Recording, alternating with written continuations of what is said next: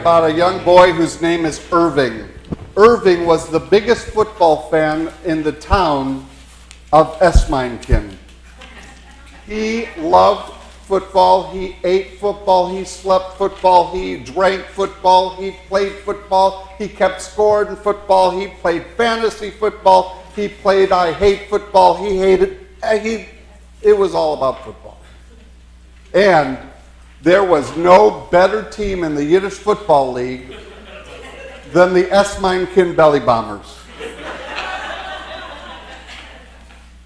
If you didn't know, by the way, where Esmeinkin is, if this was Michigan, it's over there. It was becoming very clear that the Esmeinkin Belly Bombers were going to make it into the Yiddish Football League championship. And Irving couldn't have been more excited. In fact, the only thing that could make him more excited would be if the team would play the Chutzpahville Schlemiels. Chutzpahville was the town across the river from Esmeinkin.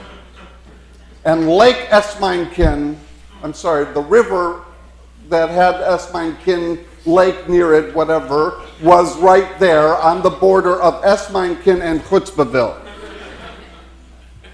This is not funny. For Irving, this was serious stuff. And it became clear that the Chutzpahville Schlemiels were actually going to be playing the Esmeinkin Belly Bombers in the finals. It was the Super Bowl of the Jewish world, so to speak. There was a problem, however. The problem was that the bridge that separated Esmeinkin from Chutzpahville was not appropriately kept up, and there was no funding to fix the bridge. And they fought about whether they should fund it with tolls or taxes, but it never got fixed, and it was out. It was very negative. And the game was going to happen at noon on the Sunday of the big game.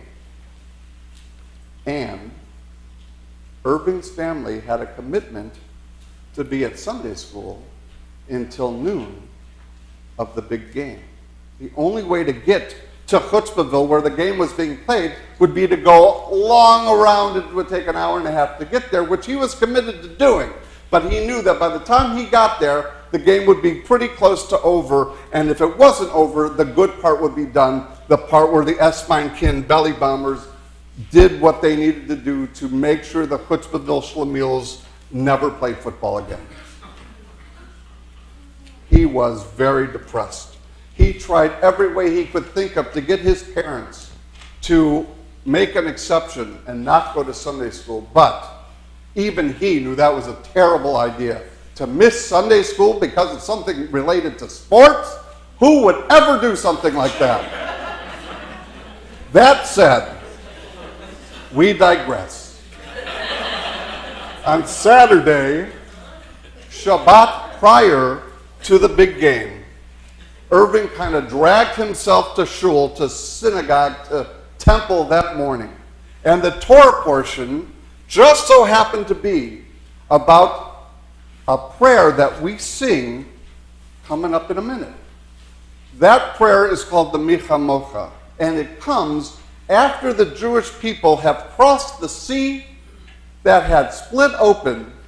It closes up, makes it very clear that the Jewish people are on to freedom, and this barrier that was the sea opens, closes, they're on the other side, and it's victory all the way. And they said this wonderful prayer that we'll say in a couple minutes, Mi Chamocha ba'elim Adonai, who is like you, O God, among the gods that are worshipped. And it was the biggest miracle that ever happened in Judaism. So big was the miracle that we never really expect another miracle that big. Well, Irving only heard a little bit of that, and he understood exactly what he should do. And he ran to the broom closet of the temple, grabbed a broom, and ran to the lake. And his father, you heard, said, "Oh, no." And they followed right after him, and there you see Irving standing right by the river, waving his hand with the broomstick as a staff like Moses, and saying, "Mi Chamocha ba'elim Adonai," hoping that Lake Esmeinkin would split open and he could walk on dry land all the way to Chutzpahville. It was unbelievable. His father and his mother and the rabbi all show up at the lakeside, and you see this 12-year-old kid, I don't know how old he was, let's say he was 12, waving his hands, "Mi Chamocha, who is like you, oh God, come on, remember." And nothing happened.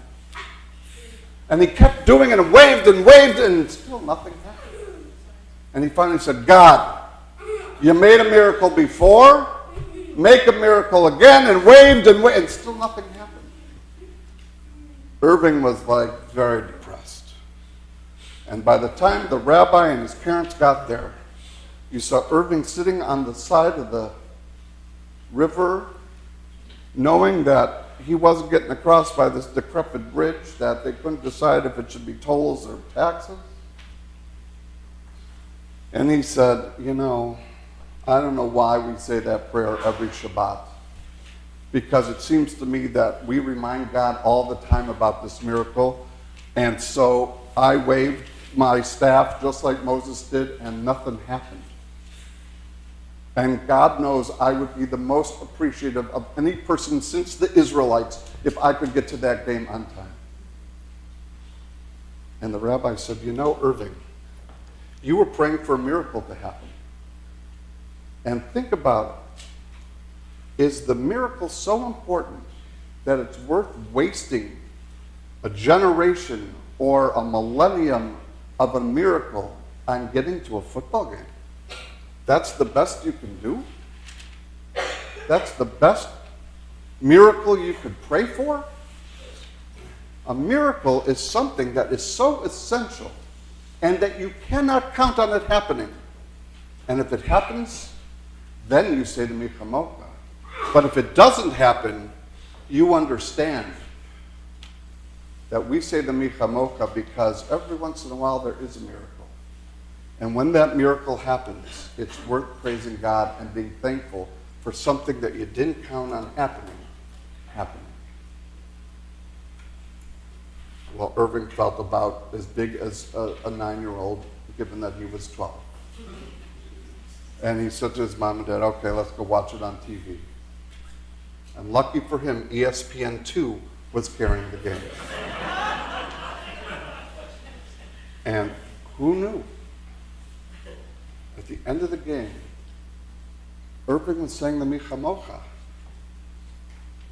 because the Esmeinkin belly bombers